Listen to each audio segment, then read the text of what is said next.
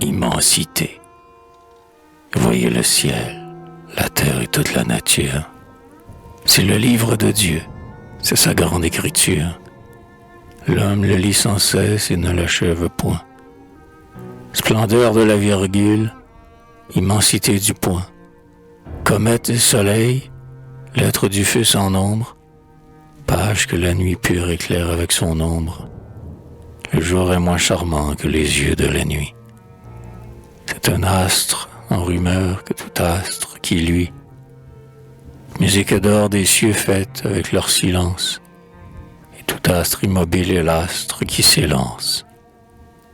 Ah, que Dieu qui vous fit, magnifique rayon, c'est lointain qui battait lorsque nous sommeillons, longtemps, jusque nos yeux buvant votre énergie, prolonge votre flamme et sa frêle magie. La terre est notre mère au sein, puissant et beau. Qu'on ouvre son cœur, elle ouvre le tombeau, faisant ce que lui dit le Père qui regarde. Dieu nous rend la mer, et la mer nous garde. Mais comme le sillon garde le grain de blé, pour le crible, sur l'air où tout sera criblé, récolte dont le Fils a préparé les granges, et dont les moissonneurs vermeils seront les anges. La nature nous aime, elle cause avec nous. Les sages l'écoutaient, les mains sur leurs genoux, parler avec la voix des eaux, le bruit des arbres. Son cœur candide éclate au sein nacré des marbres.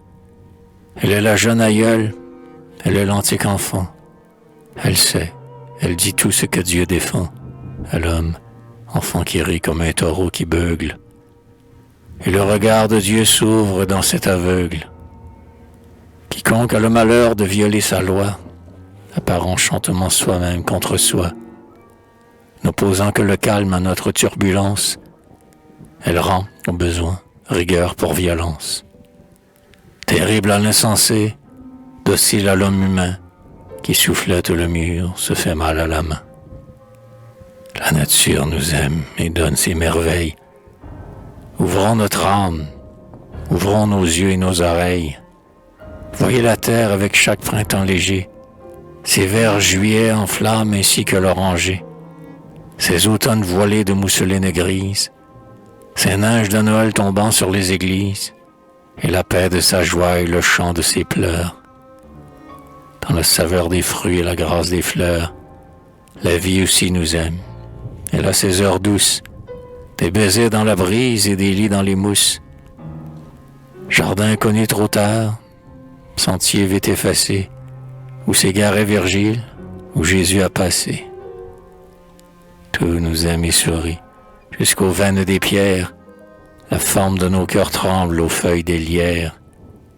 L'arbre, où le couteau grave un chiffre amer et blanc, fait des lèvres d'amour de sa blessure au flanc. L'aile de l'hirondelle annonce le nuage. Et le chemin nous aime, avec nous il voyage. La trace de nos pas sur le sable, elle aussi, nous suit. Elle nous aime.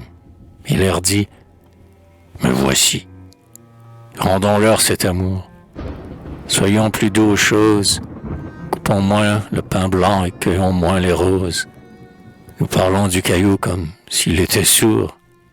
Mais il vit quand il chante. Une étincelle court.